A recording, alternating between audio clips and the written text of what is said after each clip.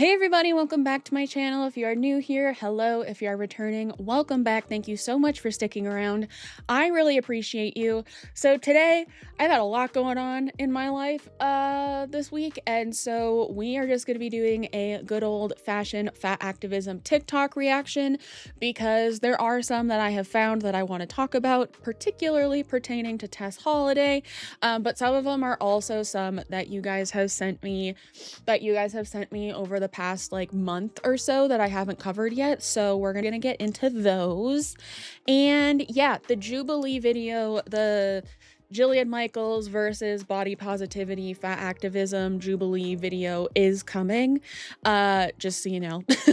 But I have been seeing that the overlords at Jubilee have been copyright claiming those videos like crazy, and so I'm trying to figure out how I'm gonna like work around that because I would really like to not have that happen to me. So I'm trying to figure that out. So you might not get it until like early April, but like it's coming. So don't worry about that. It's gonna happen regardless.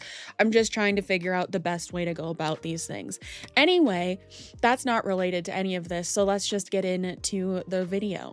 But before we get into the rest of today's video, I want to take a second to talk about something that is very near and dear to my heart, and that is therapy. I have been in and out of therapy since I was in 4th grade, and my life is truly better for it. I can genuinely say that being in therapy pretty regularly throughout my life is the reason I am the way I am today, for the better, and I truly believe that everyone deserves to have someone who will listen and help them through the just general ups and downs that life has to offer. So if you are someone who is looking for that kind of support, then today's sponsor, Grow Therapy, will help you find it. Grow Therapy is a modern mental health platform with no subscriptions and no long waits, just care that works for you. Grow believes that mental health should feel human, and they are building a better kind of therapy, one that is easier to access, that is affordable, and one that just fits into regular life. With Grow, you can book in as little as 2 days, and appointments are even available on nights and weekends, which is huge. You can have in-person or virtual visits, and you'll be able to choose from over 19,000 licensed and vetted providers. While searching for providers, you will also be able to see their bios, specialties, and credentials right away, so there will be no guesswork, and there is also no blind matches. Grow works with over 100 different insurance plans, including Medicaid in some states, which a lot of the competitors do not offer. And for me, it was huge to see that they also work with Kaiser Insurance, because I have Kaiser Insurance, and anyone else who has it knows that finding a provider that is not within a Kaiser clinic can be really, really difficult. And so I was really happy to see that Grow Therapy works with Kaiser plans. Sessions average about $21 with insurance, and some people can even get them as low as $0 depending on their insurance plan. So if you want to give Grow Therapy a try for yourself and start on your mental health journey, one that I have been on for such a long time and really don't plan to ever stop, use the link down below in my description or go to growtherapy.co/MeganAnne. That's growtherapy.co/MEGANANNE. Or to make things super simple, you can just scan the QR code here on screen to start your mental health journey today. Thank you so much to Grow Therapy for sponsoring today's video. And as always, thank you so much to you guys for continuing to interact with my content so that brands like Grow Therapy want to work with me, because it truly helps me more than I'll ever be able to describe. And yeah, let's just get back into the video. Before we get into anything in this video, I just want to say that I want to say and acknowledge that I posted a community tab post a couple days ago, with a GoFundMe for someone who's very, very close to me, who is very close to losing her housing due to being unable to work because of some medical issues that she's been dealing with for a while. And when I posted that, I did not expect the response that it got, but you guys raised $1,300 in maybe like 12 to 24 hours. Like, it was crazy. Like, her other friends that made the GoFundMe were like, what the heck? And then even my friend, the person who it's for, is like, this is the first thing that's made me feel hope in a really long time. And so I just want to say thank you for that, because I was really nervous to post that kind of thing because I know that that's kind of a gray area. Um, but just the response that it received, I cannot thank you guys enough, and I can't express to you how much that's going to help her. We haven't quite hit the goal yet for the GoFundMe. I'm contributing privately. And so if that's something that sounds like maybe you would want to help out with, I will have the link to that GoFundMe down below. But I know times suck for like literally everybody right now. And so if you can't help, that is 100% totally fine, and I do not want you to feel bad about that, okay? Like I said in my posts about it, I selfishly, with the platform that I have, would feel guilty not posting it on my platforms or talking about it on my platforms, because this person is a person that's so close to me in my life. But I mainly just wanted to put this little section in here just to say thank you so much to everybody who has donated so far, because it took the GoFundMe to like a little under $300 to like, I think the last time I checked it was a little over like $1,500. And yeah, but I just want to say thank you to everybody who trusted me as a creator enough to go donate to that, because that meant a lot to me and it meant a lot to my friends. And I'm still kind of in shock about it. So, but yeah, sorry, long-winded, but I just thank you. Like, I thank you. I cannot tell you how much your support on that means to me and means to my friends. Yeah.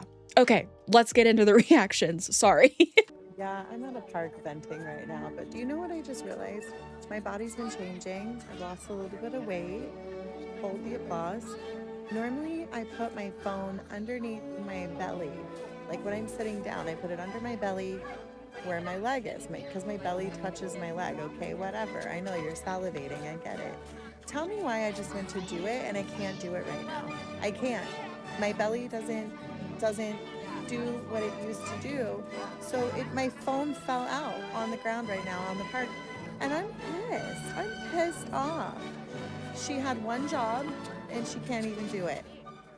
Okay, so this video is from Tess Holliday, and I wanted to use this one as the beginning to kind of starting off about talking about her intentionally losing weight, because she is. And she'll talk about it here and there on her platform, but her whole thing is she's like not making it her whole personality and blah blah blah. We don't know why she's intentionally losing weight, and like I don't know if she really has to tell us like the ins and outs, but like given the platform that she has created, especially over the last like 5 or 6 years, where like she just like fully went weight loss is bad, intentional weight loss is bad, intentional weight loss is diet culture, blah blah blah, to now intentionally losing weight. I do think she does owe a little bit of an explanation with that. But I wanted to put this one in here because honestly, I thought it was funny, because I have dealt with this same kind of thing.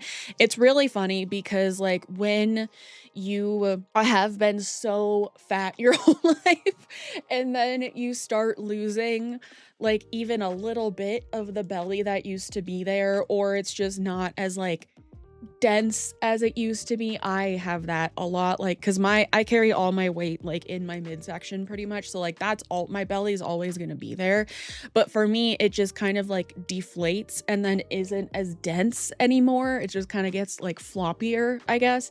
And so like you don't realize how many things like you used that for almost like in your life until you can't do that anymore. And like so for me, I used to like sometimes I'd like set things on it. And this was when I was like way bigger. Okay, I used to like set things on it. I got a Neato to like keep me from fidgeting with my hair for so much, so I'm gonna play with that. But no, from like when I was like super big, I would like set things on it, especially when I was laying down or whatever. And then like as I started losing weight, like it just wasn't there more thing. And I've talked to like other former fat people or people who have just lost like a bit of weight, and like they've all kind of experienced the same thing. And so I thought the fact that she was now talking about this was just funny, and so I wanted to put that in here. But yeah, we'll move on to the next one. I don't think that Ozempic is killing the body positive, body neutrality space. It's not GLP-1s. Because before that, there were diet pills, there were machines that you stood on that shook the fat away. There were all kinds of promises and pills and programs and camps, all the things. They've existed since the beginning of time.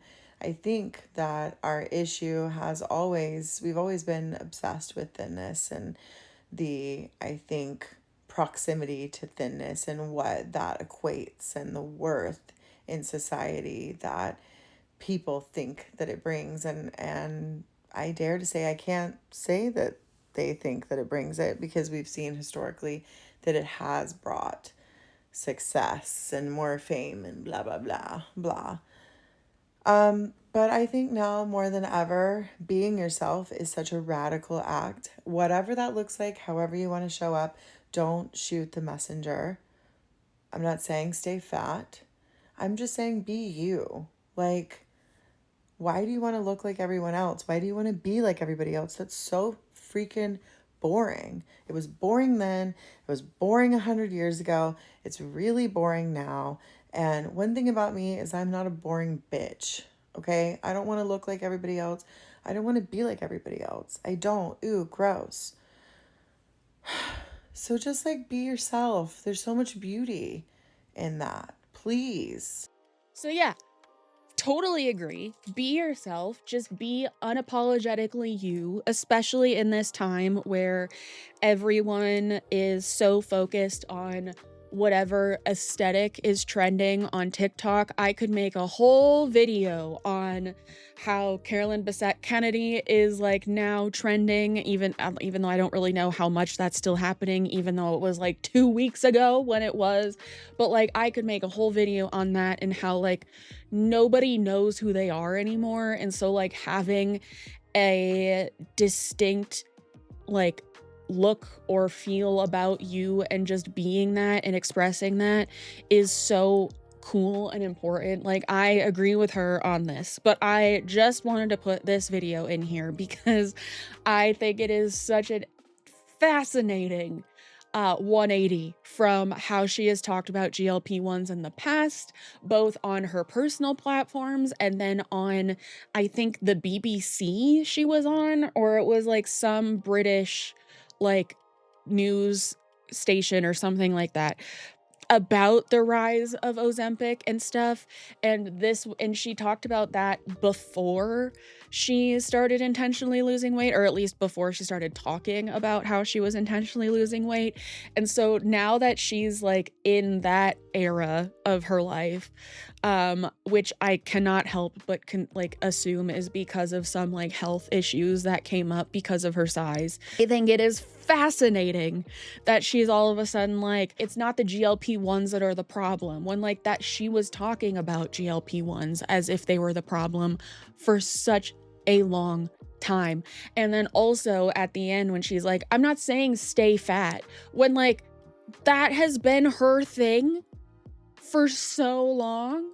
It's just the change up is fascinating to me, and it's like not surprising, right? But like especially now that she's intentionally losing weight, it's not surprising, but like it's so funny to watch as someone who has kept an eye on her, for lack of a better term, for such a long time.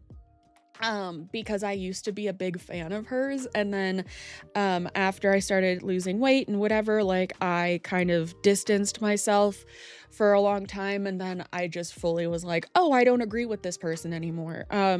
Watching this switch up is so fascinating and so funny to me. Anyway, let's keep going. I hate that this is true, but getting kidnapped did improve my body image. When I was 20, I was going to a party in like a frat house, and one of my friends immediately met me to tell me that my crush, who wasn't really my crush. I just thought he was cute and mentioned it in passing. My friend had taken it upon himself to go ask that crush if he liked me. And as soon as I walked into the party, this friend ran up to me and goes, I asked if he would hook up with you, and he said he would have to black out. And I said, oh, that is perfect. That is perfect. I'm feeling good. Thank you so much. So I left the party crying. And in my mind, I was like, well, you're such a fat, disgusting beast. Just walk home. Nobody's going to try to take you off the goddamn street. You're disgusting. And my my knight in shining armor arrives in a car and says, get in, bitch. And I go, I'm good, man. I think I'll make it home okay. And he goes, get in. And I was like, okay, well, you're scaring me. And then, he kidnapped me just for a little bit. He tried to force me into his house and I ran away. And it was fine. And I think that it probably would have affected me a lot more if that hadn't happened previously in the night.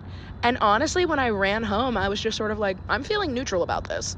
Like, it's a big bummer, the whole kidnapping of it all. But I'm cute enough to get stolen off the street. That certainly says something about the state of the world, where the only way a fat girl can feel good about herself is to get truly stolen, and assaulted. That was obviously a part of it. There was some assault, okay? Yeah, there was some assault. But at least somebody wanted to front me. It's sad. It's really sad. I tried to make it funny, but it's a little sad. It's mostly sad. Okay, so I was tagged in this a lot when McKenna came out with this. I was sent this a lot. I was just shown this video a lot when McKenna posted this. And I watched it and I was like, wow, that's really, really sad. I know she's telling the story in like a lighthearted manner, which like I have been essayed to, and like I talk about a lot of my traumatic experiences, like, oh, haha, teehee, like, you know what I mean? That's just how I process things, or I tell the stories now that I have processed those things. And so I think that's definitely what she's doing here. But part of me also kind of got a chuckle out of it too, if I'm being completely honest, because like I have always made the joke that like, hey, I might be fat, but at least like my chances of getting like kidnapped are a lot lower because there's just a lot more person to have to move, I've made that joke a lot in my life and I'm not proud of it, okay? But I have made that joke a lot. And so seeing her talk about this, whether it's true or not, but like I think it's true, just made me chuckle, because I was like, I don't get where she's coming from in terms of like it improving her body image, but like I do get like oh well, that happened, like, because I've just always joked about like probably never having to worry about that in my life so long as I'm a fat person, because like there's just more to work with to like snatch off off the street. Again, I think that's a cope of like just being a woman, who like walks around alone a lot and is like, that's like a fear of mine. And so I just joke about it to like try and make me feel less scared about it. But yeah, I think this story, like I'm happy that she acknowledged at the end like how sad it actually is, because it is really sad that like in some ways like made her feel good about herself, because like that kind of experience, if you are fat and have not felt maybe desirable for the majority of your life, which is something I have not felt for a very long time in my life, is something I'm still working on in myself to this day. But if you also have been dealing with those feelings about yourself, being kidnapped and potentially is not a good thing, okay? Like that's not what we should be aiming for here, and I feel like that kind of goes without saying. But I kind of can get the mindset, especially like when you're 20 and you're young and whatever, and you're like, well, at least he like wanted me, you know what I mean? And so like I can kind of I can go back to that part of my life and be like, I can kind of understand why she thought that. But why this felt, I guess my main criticism of this video is like, why are you posting this now? Because I would hazard a guess now that a lot of her followers are women and girls who maybe identify with or like can empathize with her more like fat activism content. I know she does a lot of comedy too, and that's how a lot of people know her, but like her fatness is a big part of her identity on her platform and in her comedy. And so like I feel like this is maybe a dangerous thing to post, even though she is acknowledging that mindset. It was like really sad. I have like very mixed, because I can understand the thought process, because like I have not thought that like getting kidnapped would make me feel better about myself. No, but I can like kind of understand like with that insecurity, like why she was feeling neutral about it at the time, you know?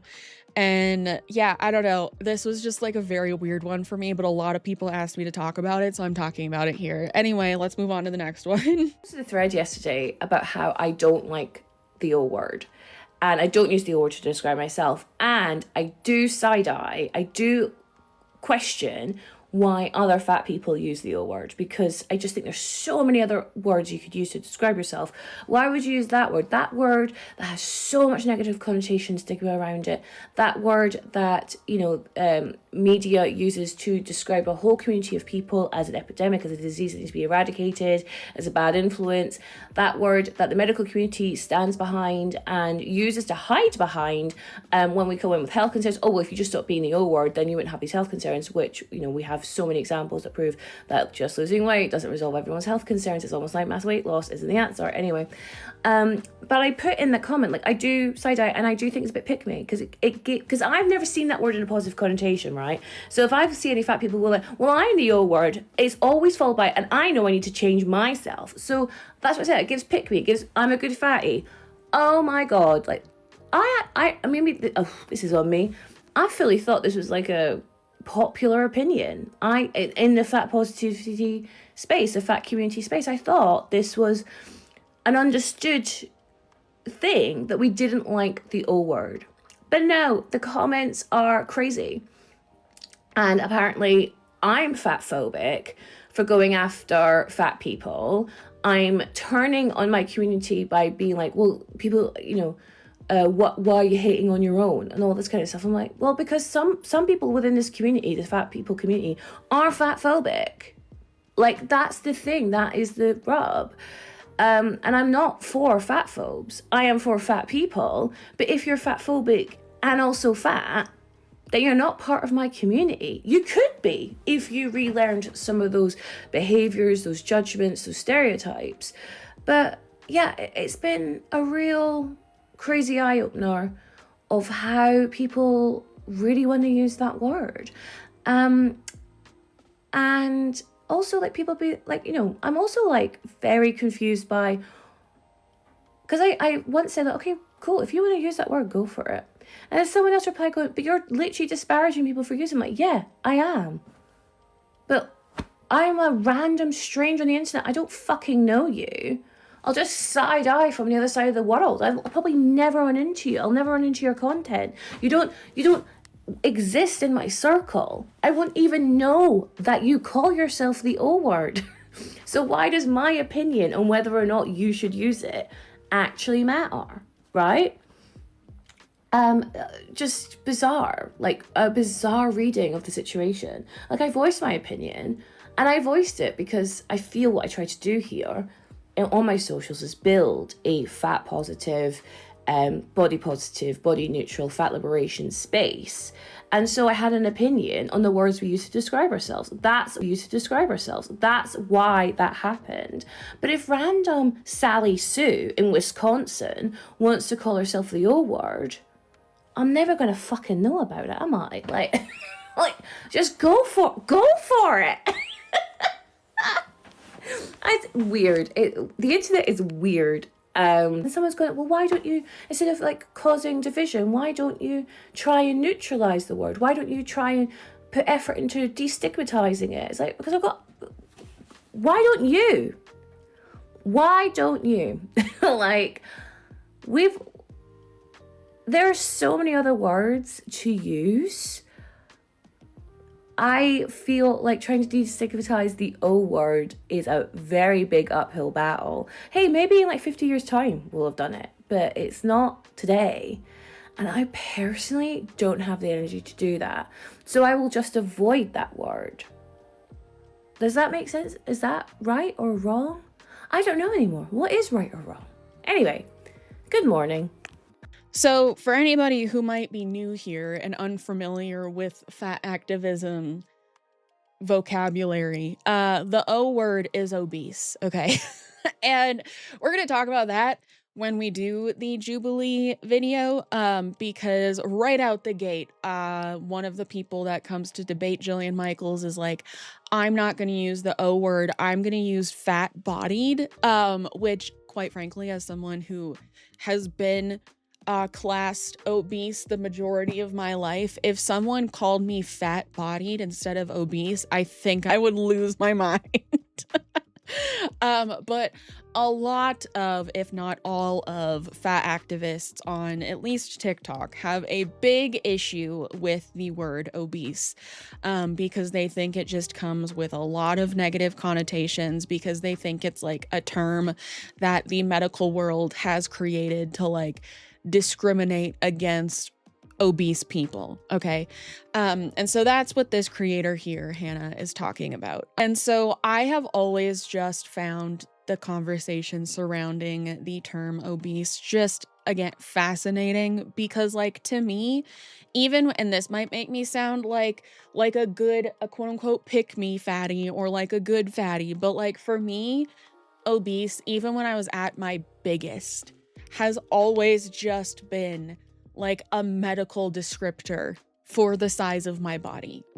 Because that's what it is. It is a term that the medical system uses to class your body size in terms of like how much it is affecting your overall health, which again is the reason why a lot of fat activists don't like that word, because they really don't believe that the size of your body can impact your overall health. Like, they don't believe that alone can impact your overall health as a human, which there is so much science proving that wrong. But this whole thing, again, to me, is just such a good example of why I don't like the fat activism community, because like, to me, this is being so nitpicky in terms of how people who may have the same ideals as you like phrase certain things. And I think like word policing has gotten to be such a big issue on the internet as a whole in a lot of spaces, but like,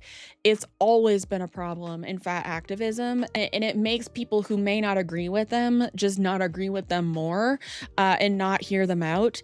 But then also it might turn people away who were agreeing with them or whatever, because like they're so snotty about it, like, quite frankly. And the whole part of this where she's like, why is it, first of all, I don't know why Wisconsin is catching strays here, but it is.